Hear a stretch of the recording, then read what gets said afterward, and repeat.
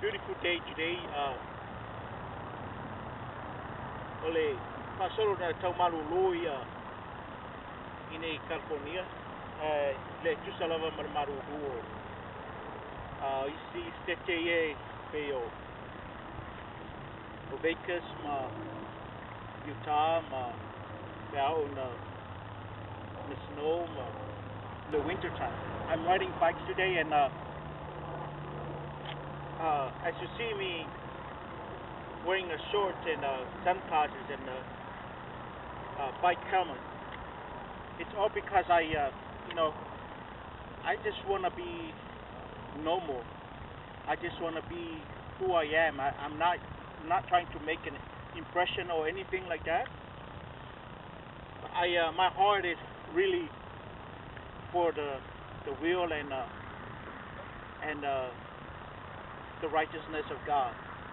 That's where my heart is, and so that's why I don't wear a suit, which is nice. You see me with suits and stuff, but I know there's so many people out there. There are people with long hair, there are people with short hair, there are people with beards, and there are people with shorts and people that dress up, and that's all good. But that makes you believe that the Word of God is not just for one person, or not just for a particular person, or not for just a certain style of person. It's for everyone. The Gospel according to Saint John. I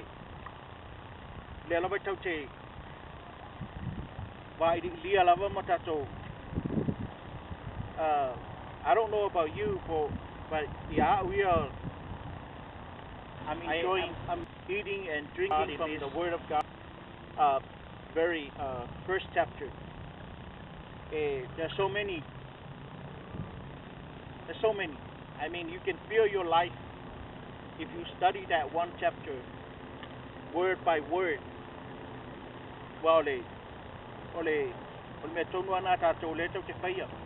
are studying the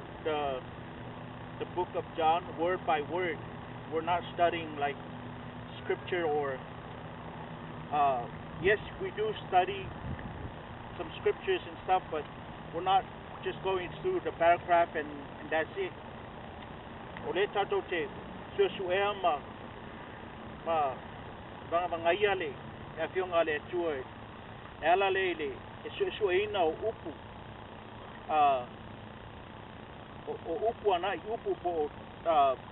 by word.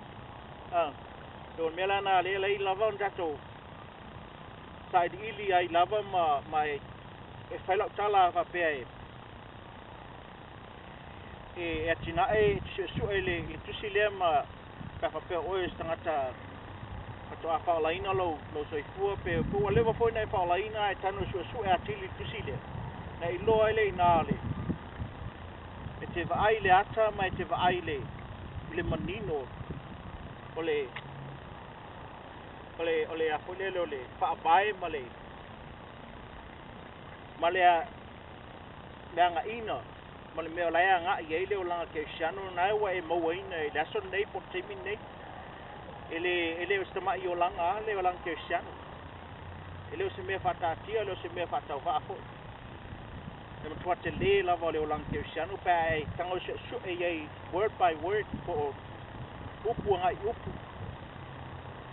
ya le fiona le tu sile yon which I never done it before. Ele we're going to study Saint John, chapter 1.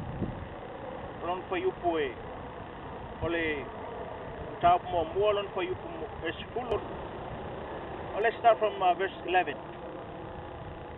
He came unto his own, but his own received him not.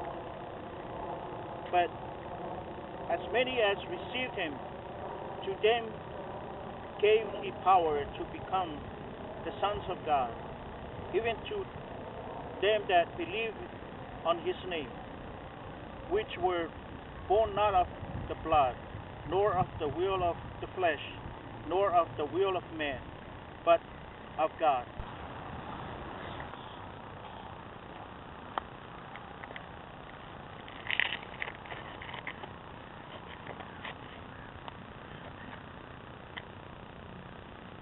Te maile e pionga le tuolenta tu faitawa e whapalai.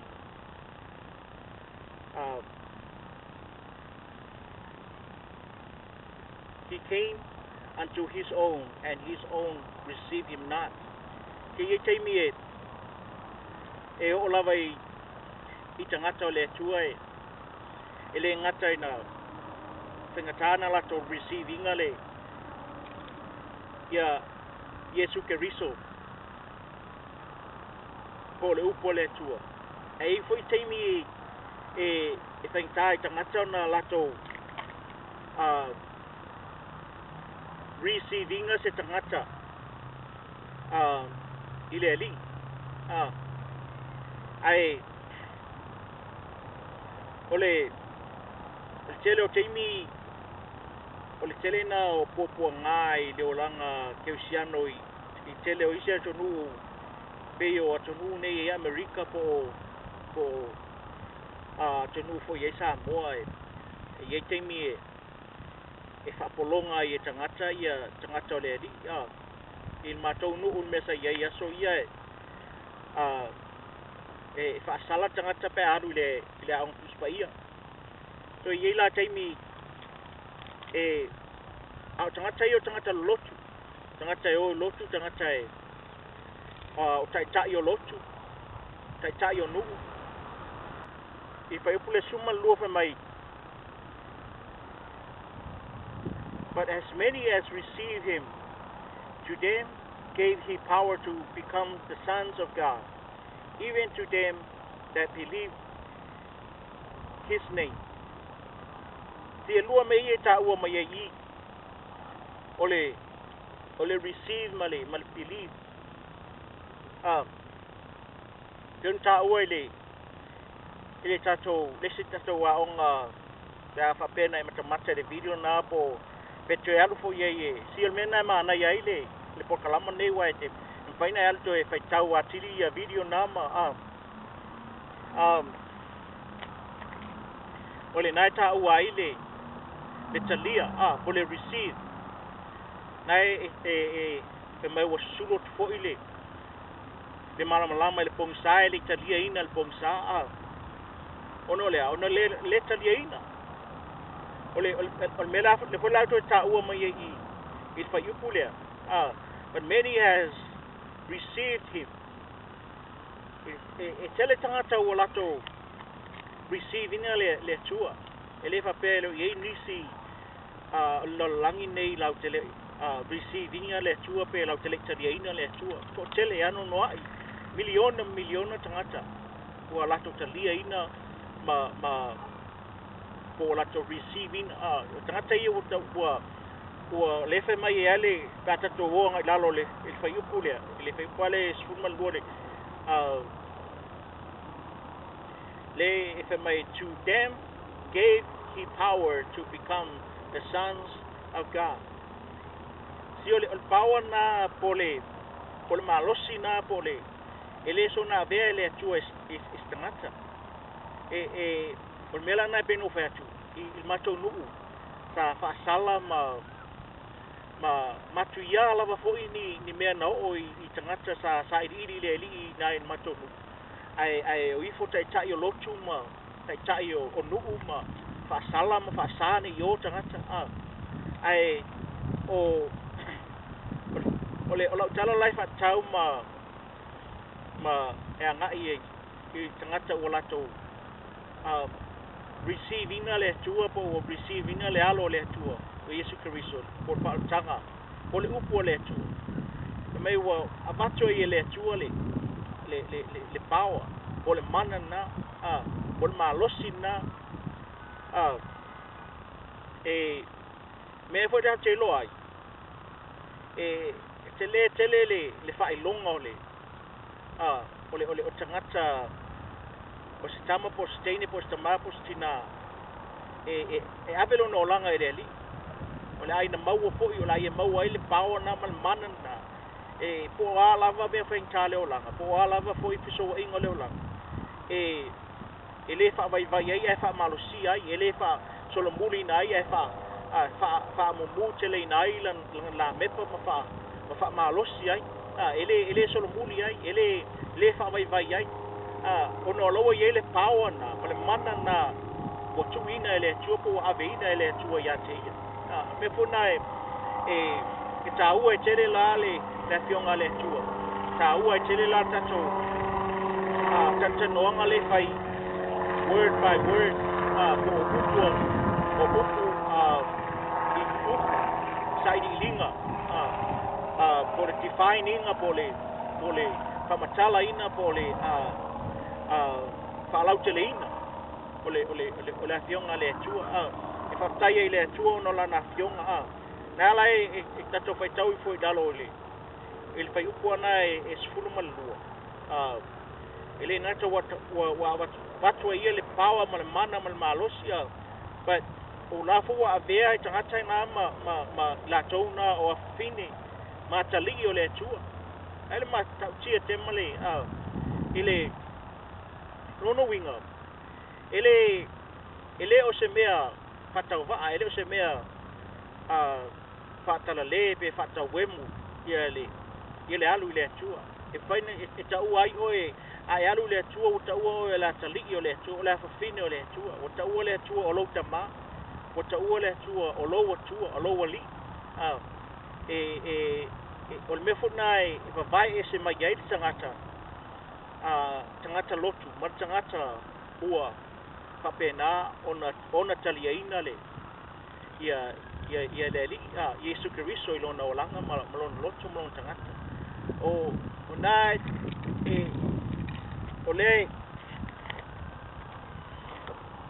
ole pu atu le po kalama nei ile mele no staff baila la vai te le la vale tau sami ala vai le pe amale ile lima sfulu maila le mamao le ole ala vai le ai ma fo fa loto la vai ai o every second ia le mata wa vai fo la wa pa u ile sami ele pa u la va sami is time wa tona ya o un wingo is time mo le wa la sia le vai po le le vai ngole ole langi mo le vai ngole wa fai ona atula se fa punga e fa penale le mana ma le paua na wa mai le tua ya te oe ma le fai upule sfulu matot ole si meta uele me ale tasi le fai upule suma luel si meta uele but even to them that believe on his name a fai foi la o eta tonu ile suafo Yesu e ma fai foi na e fa pe i polo loto olo ye la no out te talia ina ia e Yesu Kristo wa foi la na sa tonu ai to anu ngi to pawana al me na olo e fa talia i mana le misi olo talia ina na wa te tonu atoya olo talia ina ole ona foi la e fa lo la fiafine olo yelo wa no te talia ina Yesu Kristo pete fa yato ya Yesu Kristo fa mangalo wang salam fa ma mai oi ai fio mai fio lo loto ma belo tangata ma ona tangata ma be o ia o lo tua ai fa pule suma tonu fa mai which were born not of blood nor of the will of the flesh nor of the will of man but of God dona mo malia tu lalo le lama ba la ngoto e fa fo ele vi inga ile tua no le fiafi male mafutanga matongo fie o no e fa funga ya ile afionga le tua o tangata o e fa na mai le tua ele ole mana ole chino ele ole loto tangata ai ole finga ngalo la vole tua ia the mai fa ipuna sumato which were born not of the blood nor of the will of the flesh nor of the will of man ele o le toto ele o le mana o le tino o tangata ele o le mana o tangata a o le sua lava ia o fai longa la na ma upu na po pine fa mau po siona sio lai le tangata ma vai ese mai ai ma fai loa ya to ma po wa be oi o se tangata o fifilia po wa be oi o se tangata o talia ina ya Yesu Keriso i lo loto a vea mali ma paol o fasili fo na te fasili ai te lo o ta tonu o loto o mafo anga na le wa lai ona na mafai ona faia ma tautala ma au na ma ona ole finga ngalo lava yo le ali ma lana vala au le ngata na le langona i lo loto e tawon fa ngaina aso le olanga o toe mo le ali ma lang fingal ti le na tono fa saim e fa penana na fa ngaina i tato ele na o tono fo yo ni ministry en fa ngaina i tato I mean fa taile tua to tele o tama usum to fa fine lai fa ngaina la to olanga i fa sama ministries no me ha pena but e telefone me o lai te tala mai ma lai ava noa e fa ngai nai oi so ola lui foi a tole ne fiafi e te va ai le ile peor tato tus fai tauna ile Ione evangelia nga kolom tau mo fai upo e sfuma luana se suma tolu nai lo tala fa mafa mai ai Ione e winga ile tangata ile filifilia ile atua on tangata male tangata ufa pena ona fiatu ya twina lon tangata ile atua ala ya Yesu Keriso le na sau Ione na te e boli mau yai ma ona tala ia mo na folfolai o ia fa manuia le tu ia tu e nei aso tau ina anga leile tu e loto mo tangata e vatu ia tu e file mu ma vatu ia tu e le nganga matala ne ia fa penana e va vai ile tu mo na fionga ma sai ili ele na la fionga le tu e pe fatu ole Tautala Mo Le Atua study it's word by word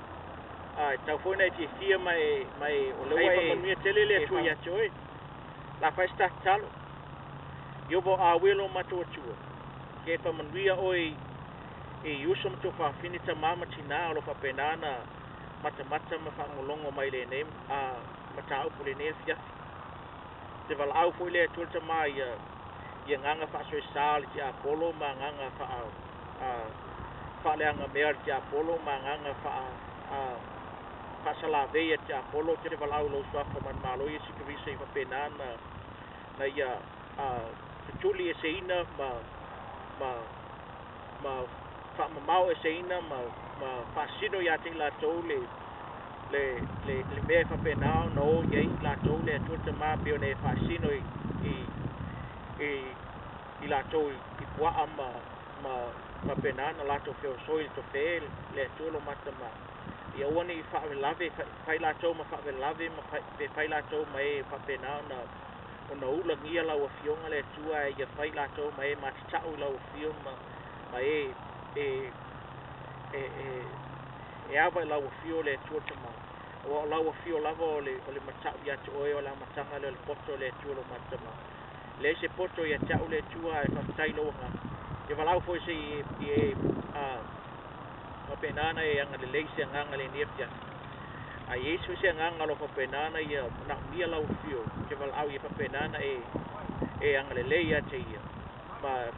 penana e so soani ia te ia na tala ina lo loto e fio e lo lava anga pa ia mai o ia Samoan Mo Le Atua ia pena ona mai o ia de Samoan nei fa pena ona Samoan o ia le tua mai Yo na ala ma le nei langi ma ona fianga ma sala le nei langi. Ai le liu watu ya te oe le atua. O lo o iai le fia moni ma le whaarutanga moni ma le malama moni. Ma le sauratonga moni ma iai Yesu Keriso. Ono rou soa whapele le atua lo mato ta maa mato te alofa tele i ate oe. O mato wala au atua le nei a fia. Ia vi ia oe matanga vi ia oe. Ona o wa fionga pa ia. E swafa Yesu Keriso. Amen.